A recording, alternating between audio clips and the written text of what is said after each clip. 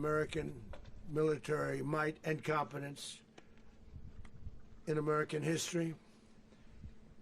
And if you think about it, we've done some other good ones, like the attack on Soleimani, the attack on al-Baghdadi, and the obliteration and decimation of the Iran nuclear sites just recently in an operation known as Midnight Hammer. All perfectly executed and done. No nation in the world could achieve what America achieved yesterday, or frankly in just a short period of time. All Venezuelan military capacities were rendered powerless as the men and women of our military, working with U.S. law enforcement, successfully captured Maduro in the dead of night. It was dark. The lights of Caracas were largely turned off due to a certain expertise that we have. It was dark and it was deadly. But captured along with his wife, Celia Flores, both of whom now face American justice. Maduro and Flores have been indicted in the Southern District of New York, it's Jay Clayton, for their campaign of deadly narco-terrorism against the United States and its citizens. I want to thank the men and women of our military who achieved such an extraordinary success overnight with breathtaking speed, power, precision, and competence. You rarely see anything like it. You've seen some raids in this country that didn't go so well. They were an embarrassment. If you look back to Afghanistan, or if you look back to the Jimmy Carter days, they were different days. We're a respected country again, maybe like never before. These highly trained warriors, operating in collaboration with U.S. law enforcement, caught them in a very ready position. They were waiting for us. They knew we had many ships out in the sea. We're just sort of waiting. They knew we were coming. So they were in a ready, what's called a ready position. But they were completely overwhelmed and very quickly incapacitated. If you would have seen what I saw last night, you would have been very impressed. I'm not sure that you'll ever get to see it, but it was an incredible thing to see.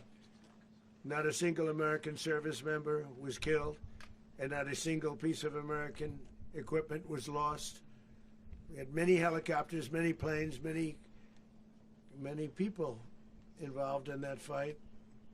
But think of that, not one piece of military equipment was lost, not one service member was, more importantly, killed. The United States military is the strongest and most fearsome military on the planet by far.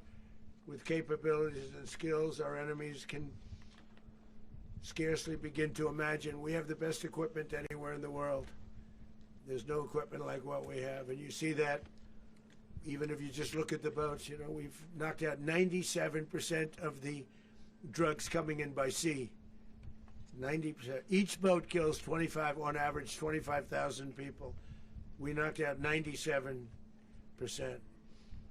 And those drugs mostly come from a place called Venezuela.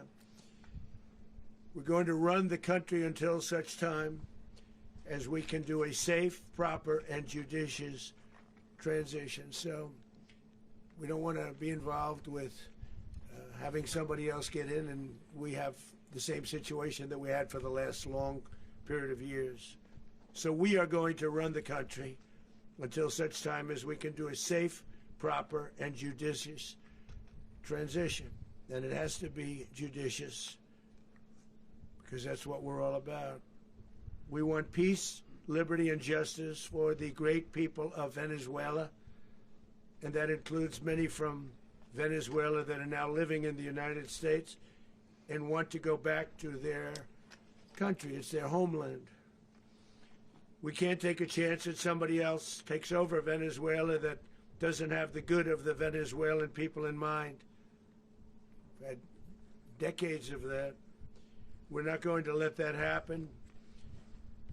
We're there now, and what people don't understand, but they understand as I say this, we're there now, but we're going to stay until such time as the proper transition can take place. So we're going to stay until such time as, we're going to run it essentially until such time as a proper transition can take place.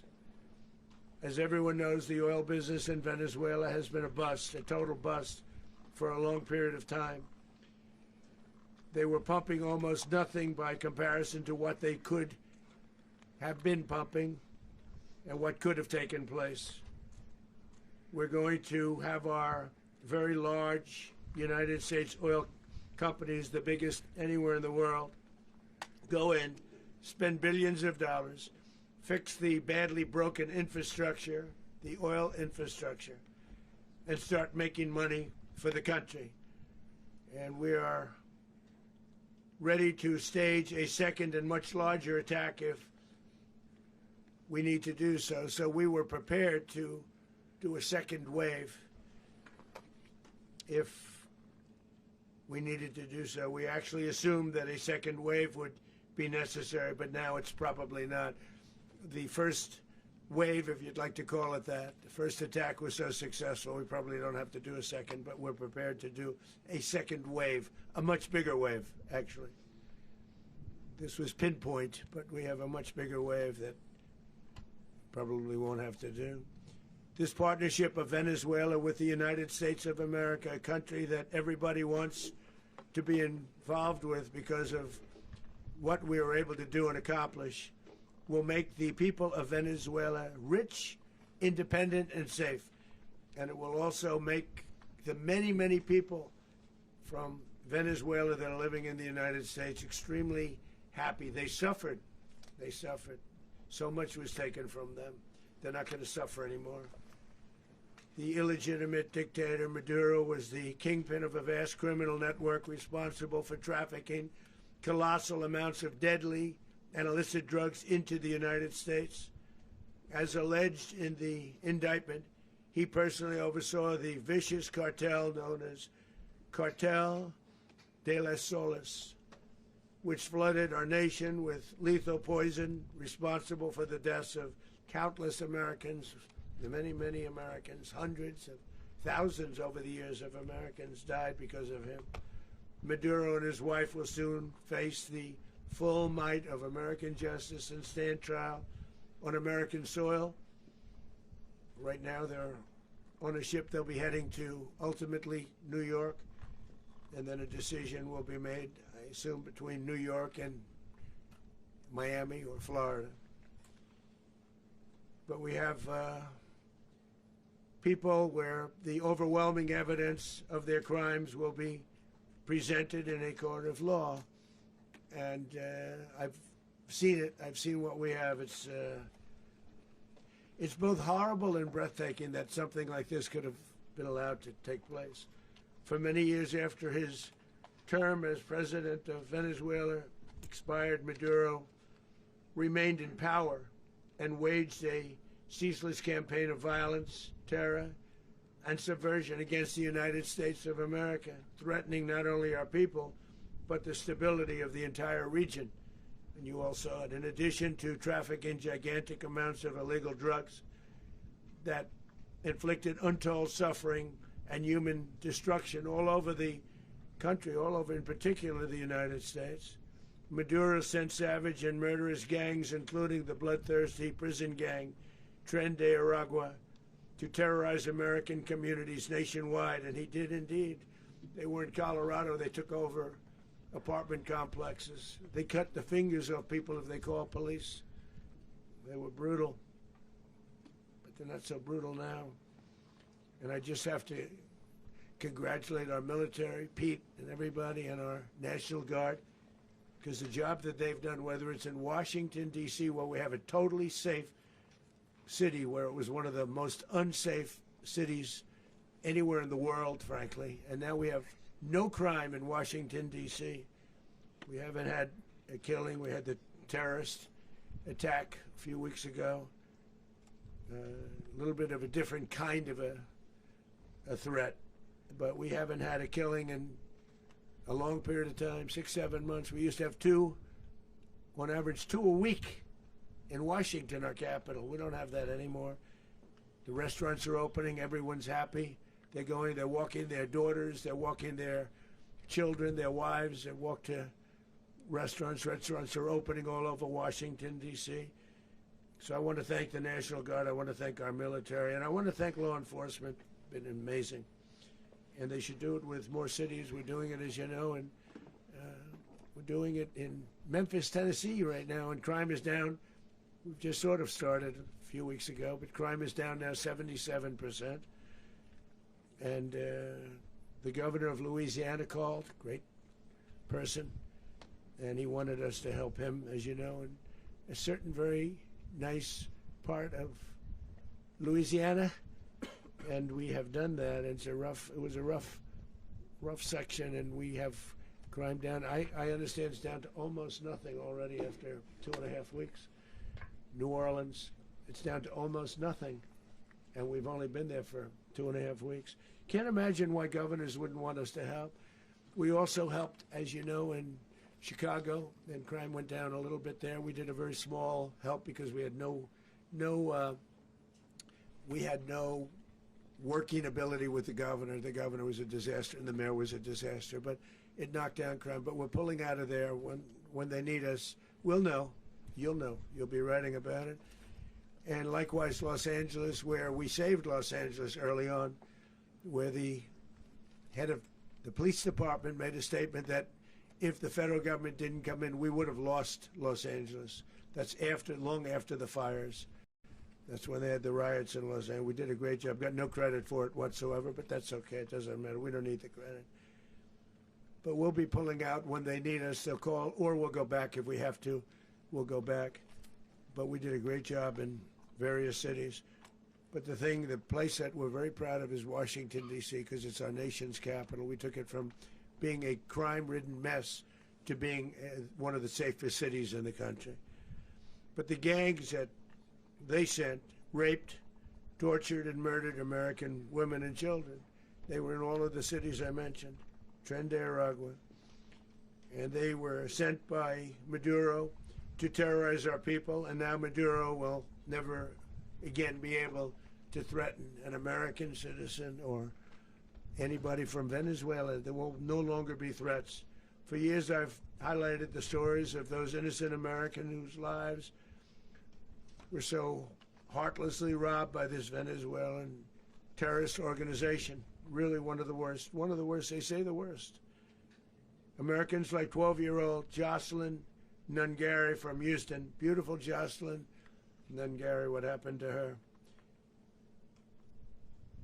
They, as you know, they kidnapped, assaulted, and murdered by Tren de Aragua animals. They murdered Jocelyn and left her dead under the bridge. There was a bridge that will never be the same to so many people after seeing what happened.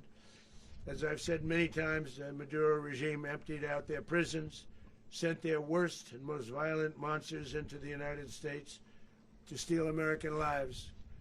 And they came from mental institutions and insane asylums. They came from prisons and jails. The reason I say both, they sound similar. Actually, prisons a little bit more hostile, a little bit tougher.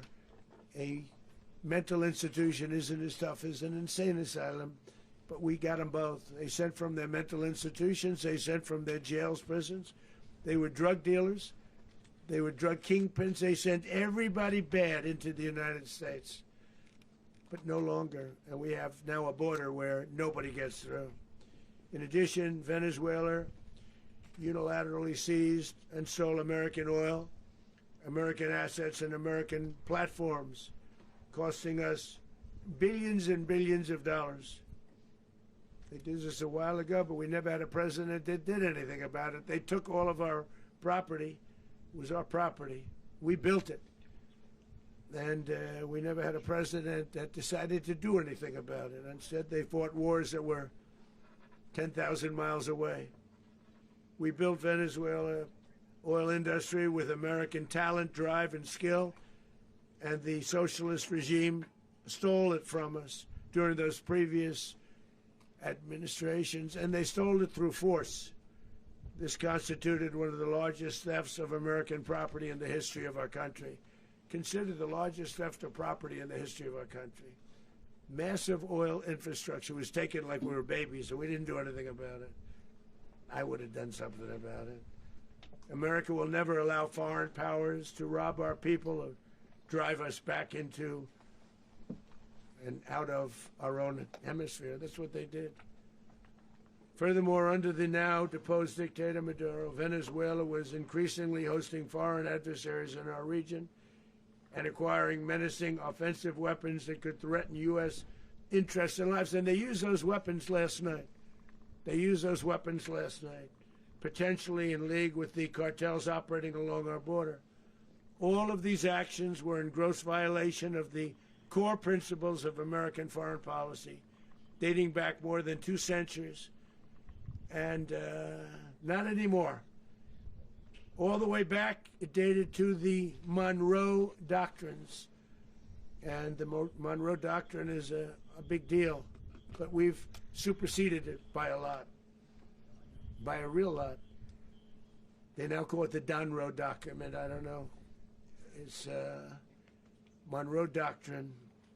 We sort of forgot about it. It was very important, but we forgot about it. We don't forget about it anymore. Under our new national security strategy, American dominance in the Western Hemisphere will never be questioned again.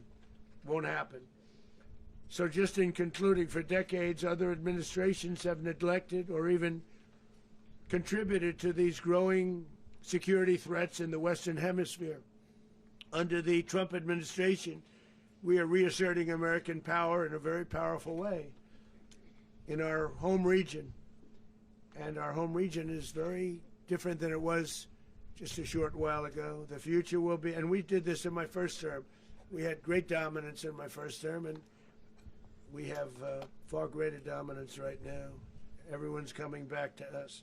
The future will be determined by the ability to protect commerce and territory and resources that are core to national security. These are core to our national security. Just like tariffs they've made our country rich, and they've made our national security stronger than ever before. But these are the iron laws that have always determined global power. And we're going to keep it that way. We will secure our borders. We will stop the terrorists. We will crash the cartels, and we will defend our citizens against all threats, foreign and domestic. Other presidents may have lacked the courage or whatever to defend America, but I will never allow terrorists and criminals to operate with impunity against the United States. This extremely successful operation should serve as warning to anyone who would threaten American sovereignty or endanger American lives. Very importantly, the embargo on all Venezuelan oil remains in full effect. The American Armada remains poised in position, and the United States retains all military options until United States demands have been fully met and fully satisfied. All political and military figures in Venezuela should understand what happened to Maduro can happen to them, and it will happen to them if they aren't just fair, even to their people. The dictator and terrorist, Maduro, is finally gone in Venezuela. People are free. They're free again. It's been a long time for them, but they're free. America is a safer nation. This morning, it's a prouder nation this morning because it didn't allow this horrible person and this country that was doing very bad things to us. It didn't allow it to happen. And the Western Hemisphere is right now a much safer place to be. So I want to thank everybody for being here. I want to thank General Raisin Kane. He's a fantastic man. I've worked with a lot of generals. I worked with some I didn't like. I worked with some I didn't respect. I worked with some that just weren't good. But this guy is fantastic. I watched last night one of the most precise attacks on sovereignty. I mean, it was an attack for justice. and I'm very proud of him, and I'm very proud of our Secretary of War, Pete Hegseth, who I'm going to ask to say a few words. Thank you very much. Mr. President, can you explain how the U.S. will run Venezuela? Well, thank you, Mr. President. Finally, a commander-in-chief the world respects and the American people deserve. And as the President said, words can barely capture the bravery and the power and the precision of this historic operation. A massive joint military and law enforcement raid flawlessly executed by the greatest Americans our country has to offer. American warriors are second to none, the best in the world and the best of our country. What all of us witnessed last night was sheer guts and grit, gallantry, and glory of the American warrior. I'm simply humbled by such men, and I tip my hat to our chairman, Dan Raisin Kane, and all those Americans who stood watch last night. Our warriors are the elite of America, and again, President Trump has your back. No other country on planet Earth, and it's not even close, could pull this kind of operation off. And no other president has ever shown this kind of leadership, courage, and resolve. The most powerful combination the world has ever seen. As the President said, our adversaries remain on notice. America can project our will anywhere, anytime. The coordination, the stealth, the lethality, the precision, the very long arm of American justice, all on full display in the middle of the night. Nicolas Maduro had his chance, just like Iran had their chance, until they didn't and until he didn't. He effed around and he found out. President Trump is deadly serious about stopping the flow of gangs and violence to our country. Deadly serious about stopping the flow of drugs and poison to our people. Deadly serious about getting back the oil that was stolen from us. And deadly serious about reestablishing American deterrence and dominance in the Western Hemisphere. This is about the safety, security, freedom, and prosperity of the American people. This is America first. This is peace through strength. And the United States War Department is proud to help deliver it. Welcome to 2026, and under President Trump, America is back. I'd like to welcome now our chairman, Chairman Raisin Kane, to give a few more details about the operation. Mr. Chairman. Thank you, Mr. Secretary. Thank you, Mr. President, and good morning. Last night, on the order of the President of the United States and in support of a request from the Department of Justice, as the President said, the United States military conducted an apprehension mission in Caracas, Venezuela, to bring to justice two indicted persons, Nicolas and Cecilia Maduro. This operation, known as Operation Absolute Resolve, was discreet, precise, and conducted during the darkest hours of January 2nd and was the culmination of months of planning and rehearsal, an operation that, frankly, only the United States military could undertake. What I'd like to do this morning is talk to you through some of the preparation and the details without compromising any of our tactics, techniques, and procedures. There is always a chance that we'll be tasked to do this type of mission again. Our interagency work began months ago and built on decades of experience of integrating complex air, ground, space, and maritime operations. While the past 2 decades have honed the skills of our special operations forces, this particular mission required every component of our joint force, with soldiers, sailors, airmen, Marines, and Guardians working in unison with our intelligence agency partners and law enforcement teammates in an unprecedented operation.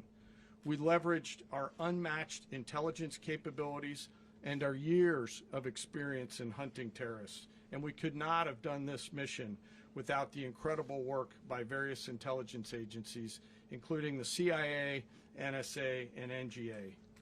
We watched, we waited, we prepared, we remained patient and professional. This mission was meticulously planned, drawing lessons from decades of missions over the last many years, many missions over these last many years. This was an audacious operation, that only the United States could do. It required the utmost of precision and integration within our joint force.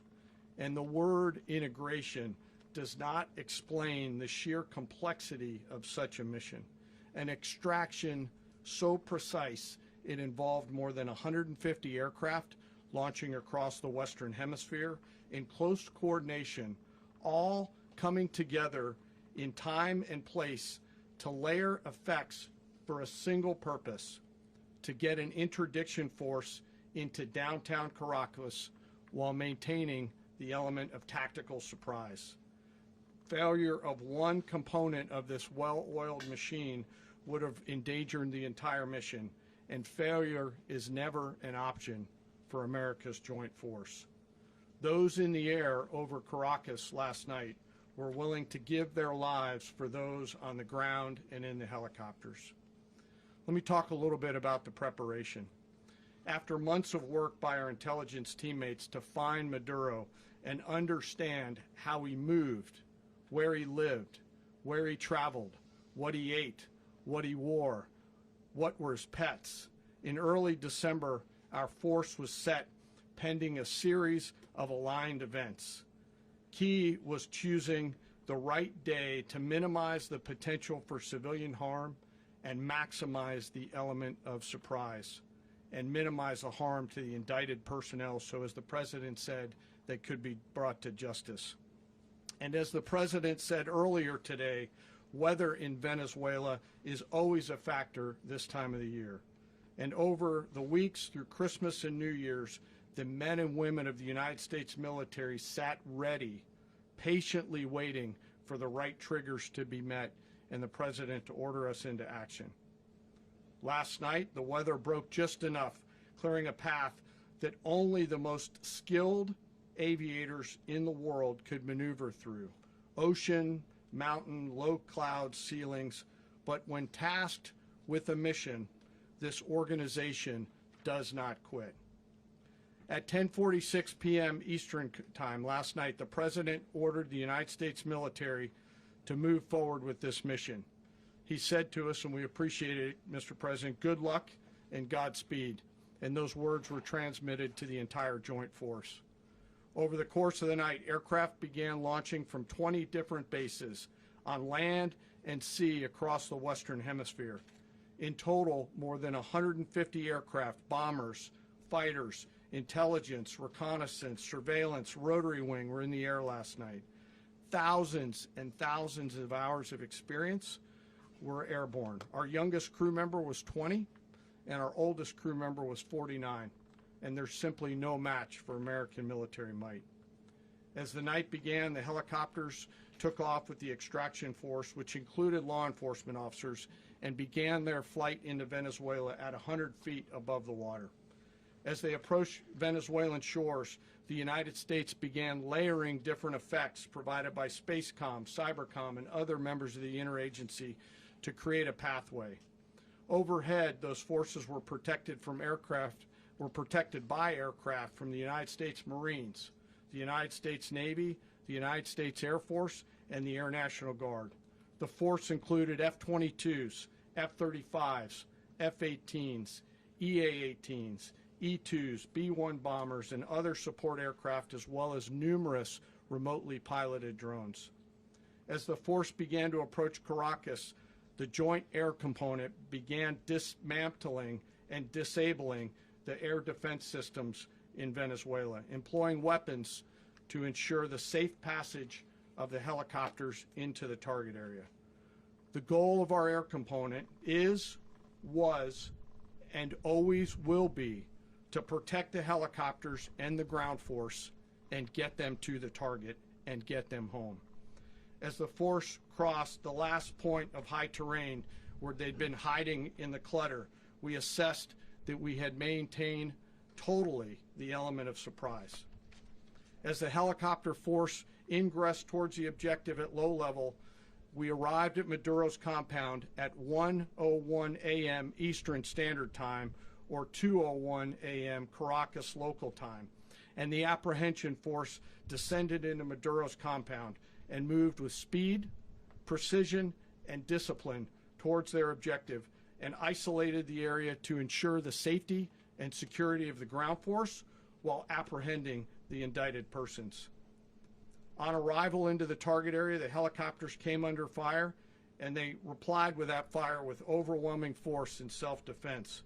One of our aircraft was hit but remained flyable, and as the President said earlier today, all of our aircraft came home, and that aircraft remained flyable during the rest of the mission. As the operation unfolded at the compound, our air and ground intelligence teams provided real-time updates to the ground force, ensuring those forces could safely navigate the complex environment without unnecessary risk. The force remained protected by overhead tactical aviation. Maduro and his wife, both indicted, gave up and were taken into custody by the Department of Justice, assisted by our incredible U.S. military with professionalism and precision, with no loss of U.S. life. After securing the indicted persons, the force began to prep for departure. Helicopters were called in to exfiltrate the extraction force, while fighter aircraft and remotely piloted aircraft provided overhead coverage and suppressive fire. There were multiple self-defense engagements as the force began to withdraw out of Venezuela. The force successfully exfiltrated and returned to their afloat launch bases, and the force was over the water at 3:29 a.m. Eastern Standard Time with indicted persons on board. And both Maduro and his wife were embarked aboard the USS Iwo Jima.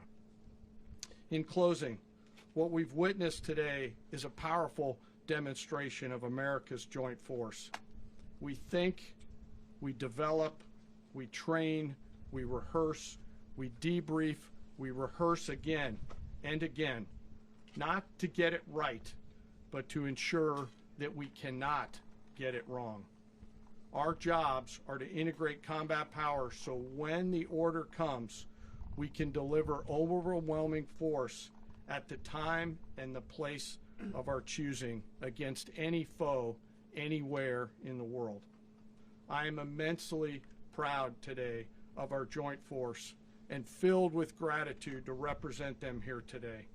There is simply no mission too difficult for these incredible professionals and the families that stand by them and support them.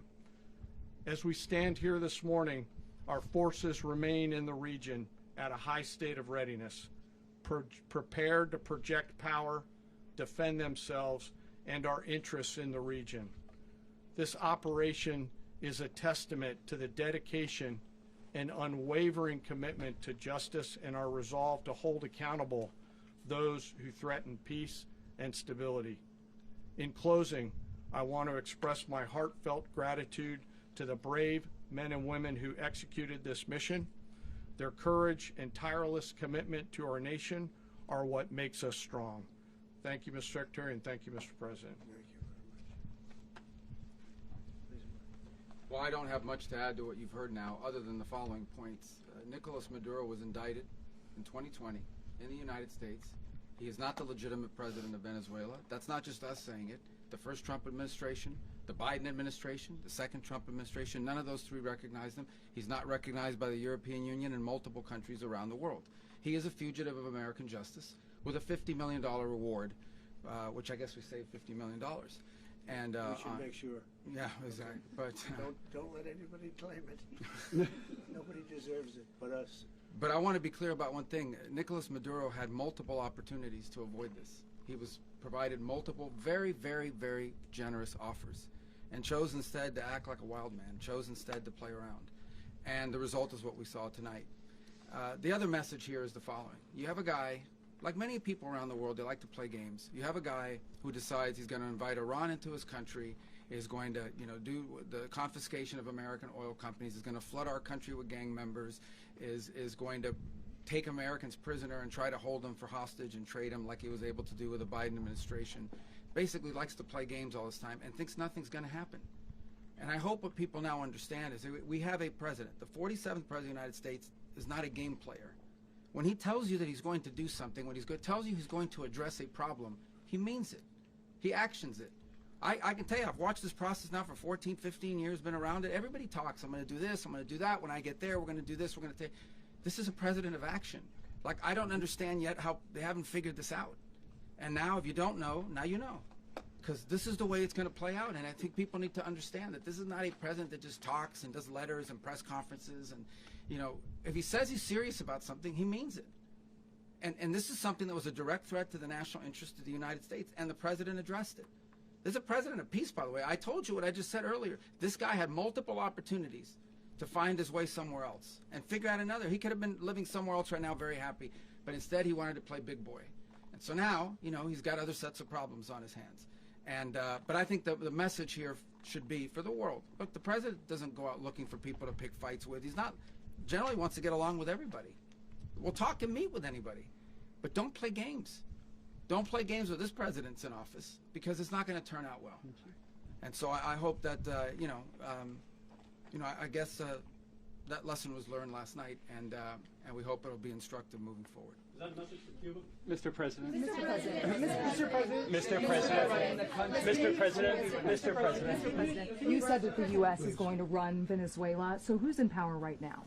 Well, we're going to be running it with a group, and we're going to make sure it's run properly. We're going to rebuild the oil infrastructure, which will cost billions of dollars. It'll be paid for by the oil companies directly. They will be reimbursed for what they're doing, but it's going to be paid. And we're going to get the oil flowing the way it should be. As you know, it was just a minor flow. It was actually a minor flow for what they have. But we're going to run it properly, and we're going to make sure the people of Venezuela are taken care of. We're going to make sure the people that were forced out of Venezuela by this thug are also taken care of. Mr. President. Mr. President. Mr. President. Mr. President. Mr. President, does the U.S. running the country mean that U.S. troops will be on the ground? How will that work? Well, you know, they always say boots on the ground. Oh, so we're not afraid of boots on the ground if we have to have. We had boots on the ground last night at a very high level, actually. We're not afraid of it. We don't mind saying it. But we're going to make sure that that country is run properly. We're not doing this in vain. This is a very dangerous attack. This is an attack that could have gone very, very badly. Could have gone very badly. We could have lost a lot of people last night. We could have lost a lot of dignity. We could have lost a lot of equipment. The equipment is less important, but we could have lost a lot. And we're going to make sure that this is proper. We're there now. We're ready to go again if we have to. We're going to run the country right. It's going to be run very judiciously, very fairly. It's going to make a lot of money. We're going to give money to the people. We're going to reimburse people that were taken advantage of. We're going to take care of everybody. It's very important. We couldn't let them get away with it. You know, they stole our oil. We built that whole industry there, and they just took it over like we were nothing. And we had a president that decided not to do anything about it.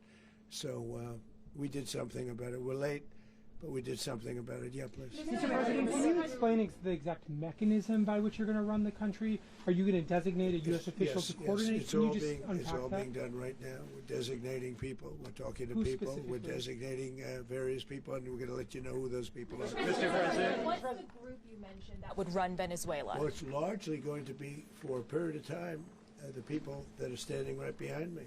We're going to be running it. We're going to be bringing it back. It's a dead, you know, I talk about a dead country. A year and a half ago, we were a dead country. Now we're the hottest country anywhere in the world. We're a country doing better than any country anywhere in the world.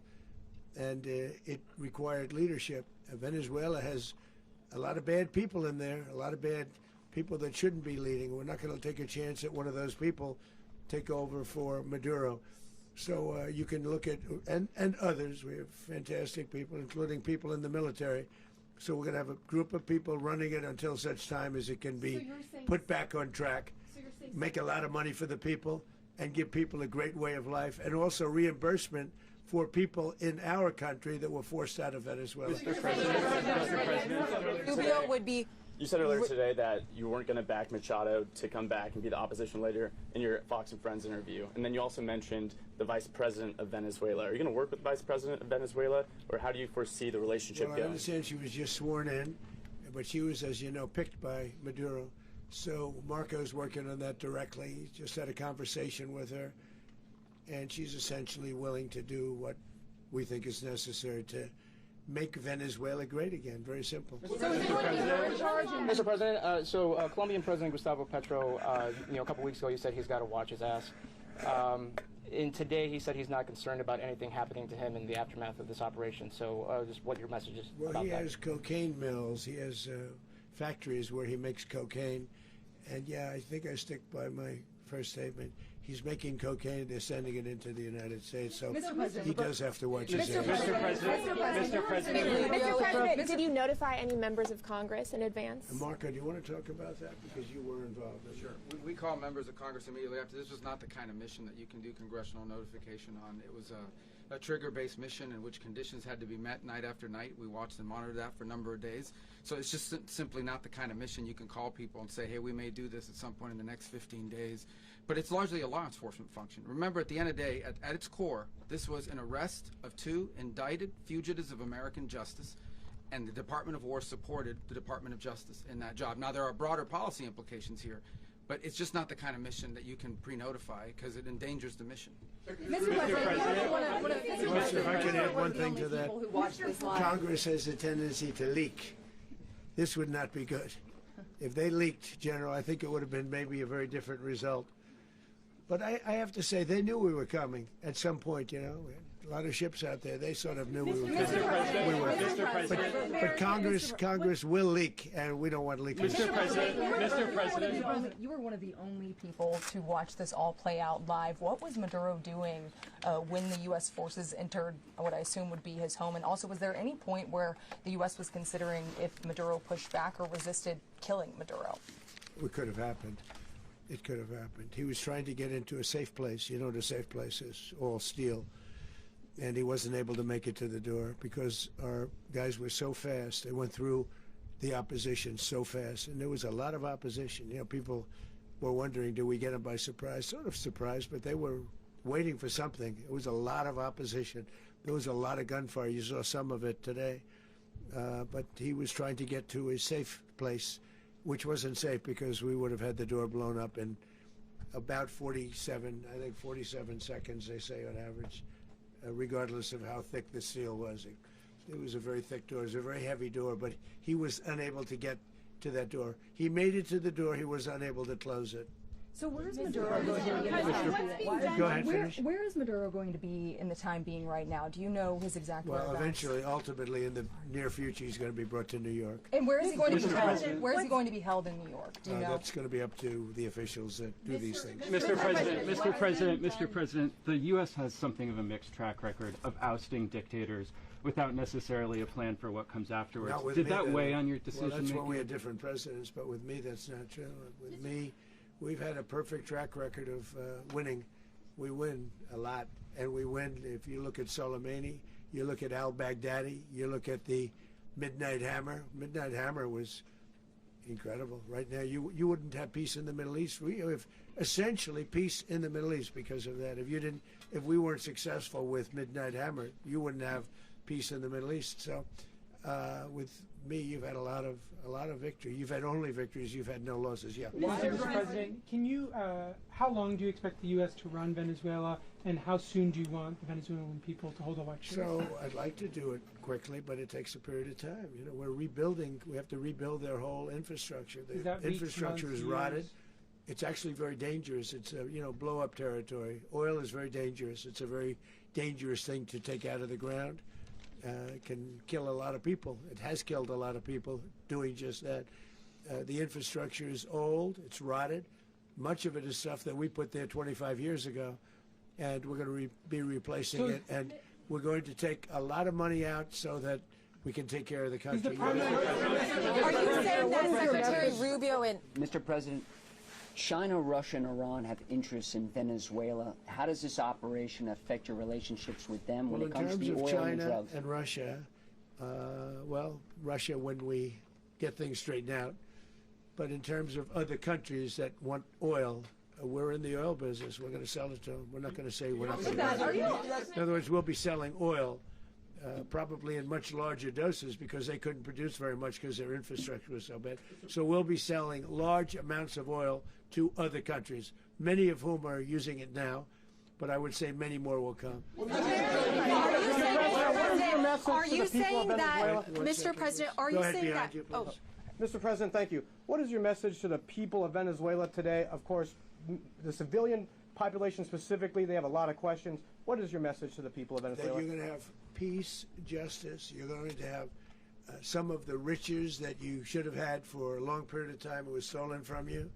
But you're going to have peace, and you're going to have safety. You're going to have justice. You're going to have a country. You're going to have a real country. You're going to have potentially a great country. You know, if you go back 20 years, maybe even a little longer ago, that was a great country, and they destroyed it. Remember I said that if we lose this election, the United States will be Venezuela on steroids. That's what would have happened.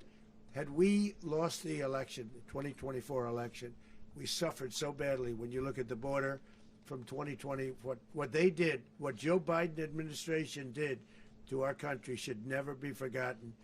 But if we had to go through another year of that, we would be exactly where Venezuela was in terms.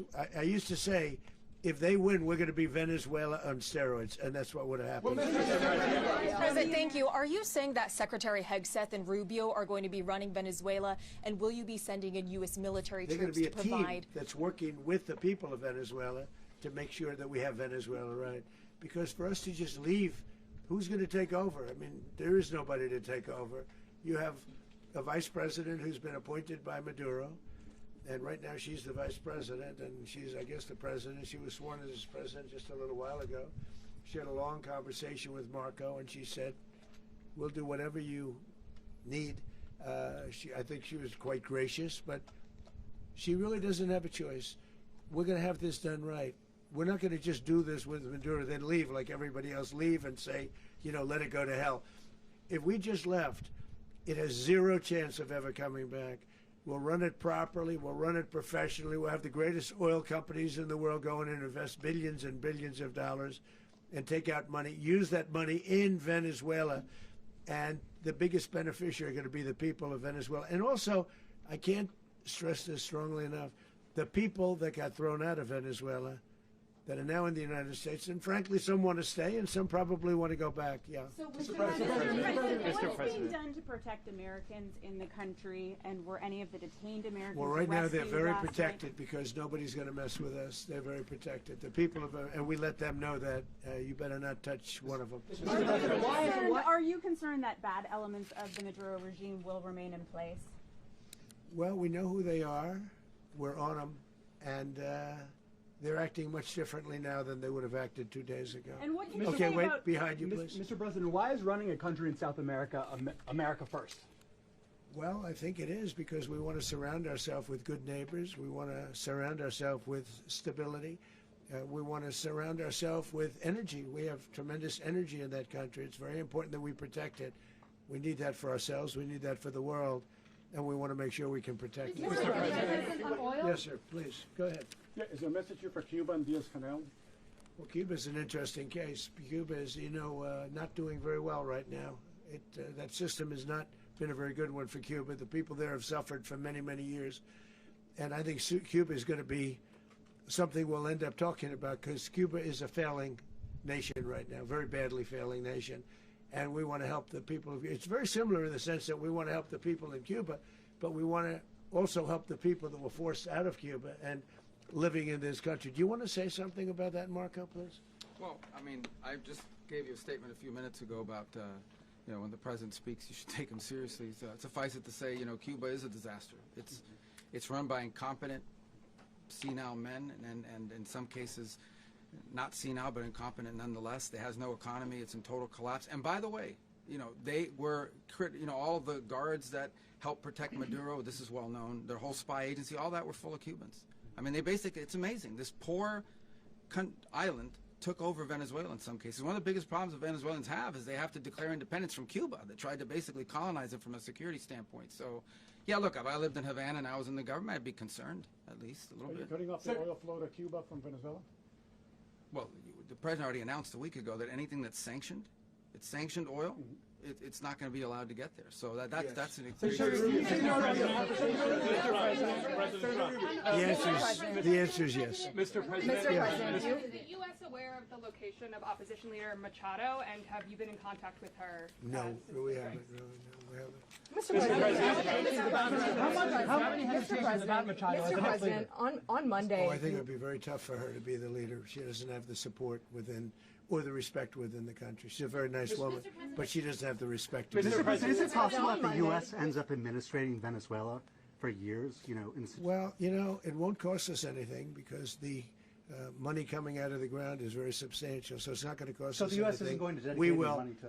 Well, we want safety there. We want to be surrounded by countries that aren't housing all of our enemies all over the world. That's what was happening, and you don't want to have that. But we're going to be rebuilding, and we're not spending money. The oil companies are going to go in. They're going to spend money. We're going to take back the oil that, frankly, we should have taken back a long time ago. A lot of money is coming out of the ground. We're going to get reimbursed for all of that. We're going to get reimbursed for everything that we spend. So it's going to be a very important. This is a very big evening that took place last night. We have to be surrounded by safe, secure countries, and we also have to have energy. Very important. We have to have energy that's real energy, not where they're getting 4% and 5% of the energy out of the ground. You take a look. It was such a disaster. So what's going to happen with Venezuela, I think, over the next period of a year is going to be a great thing, and the people of Venezuela will be the biggest beneficiaries. Mr. President, U.S. military. Mr. President, thank you. What did you last speak to Maduro about when you spoke? And is the Well, US I don't want to at get war into with the Venezuela? conversations, but I did have conversations with him, and I said, you got to surrender. And I actually thought he was pretty close to doing so, but now he wished he did, yeah. Mr. President, can you explain, you said that Maduro is responsible for drug trafficking. You recently pardoned the former president of Honduras who was convicted on many drug trafficking. Can you explain how these two situations are different? And would you ever pardon Maduro? I endorsed, as you know, the winning president, the man who won in Honduras. I endorsed the man who won in Chile. I endorsed the man who won in Argentina. And we are doing very well with that whole group. What the man that I pardoned was, if you could equate it to us, he was treated like the Biden administration treated a man named Trump. That didn't work out too well for them. This was a man who was persecuted very unfairly. He was the head of the country. He was persecuted very unfairly. And there are a number of them. And we felt that it was a very unfair situation that happened to him. He's also a party member of the man who won. So obviously the people liked what I did. And one of the reasons that was done is because of the fact that the party in power felt very strongly that that man was treated very badly. I studied it very quickly, and then I studied it in great detail. I went to a lot of the people standing behind me, and they felt that that man was persecuted and treated very badly. That's why I gave him a pardon. Mr. President, you referenced boots on the ground earlier. Can you just sort of button this up? Do you envision the U.S. military having a presence in Venezuela as the U.S. runs that country? Well, no, we're going to have a presence in Venezuela as it pertains to oil, because we have to have, we're sending our expertise in. So you may need something, not very much. But no, we're going to be taking out a tremendous amount of wealth out of the ground. And that wealth is going to the people of Venezuela and people from outside of Venezuela that used to be in Venezuela. And it goes also to the United States of America in the form of reimbursement for the damages caused us by that country. So I want to thank you all very much. Thank you. Do you have one? Ukraine? It's not. And they both have done some. Ukraine? It's not. And they both have done some pretty bad things. And look, that's Biden's war. That's not my war. But I want to stop the lives. Did you see where last month, 30,000, it was 27,000 the month before. 30,000, mostly soldiers, were killed this last month. 30,000. I want to stop that. You know, I got NATO to pay 5% instead of the 2% that they weren't paying. They weren't paying 2%, now they pay 5%. And we send them a lot of munitions, we send them a lot of things, missiles and various other things, a lot. And they pay. The United States is not losing money. We're probably making money on that. It's the last thing I care about. I just want to stop all those people. We're losing 25, 30,000 human beings. They come from two places that are very far away. But if I can stop, because it's something I've been pretty good at doing, deals, I guess. It's all a deal. Life is a big deal. But if I can stop that war and stop 30,000 young people, in addition to the fact that people are being killed in Kiev, people are being killed in other cities throughout, a much smaller number, but they're being killed, viciously killed. So I'm not happy about it. I thought that would be something that would get solved. We have Mr. Witkoff here. I think that we're making progress, but that's a war that should have never happened. If I were president, it would have never happened. Putin says it. Everybody says it. If I were president, that would have never happened. But I inherited that war. That was Joe Biden, Zelensky, and Putin. I came into the situation, and it's a mess. And I will say this. I watched an operation last night that was so precise, that was so brilliant. I mean, it was incredible. If we had our people, like this general and our people involved, that war would not have gone on very long, that I can tell you. That war, to use an old term, that war has become a bloodbath. And we want it to get stopped. Thank you very much. Are you concerned a rogue Venezuelan general can take over the country? Can you talk about your conversation with the vice president?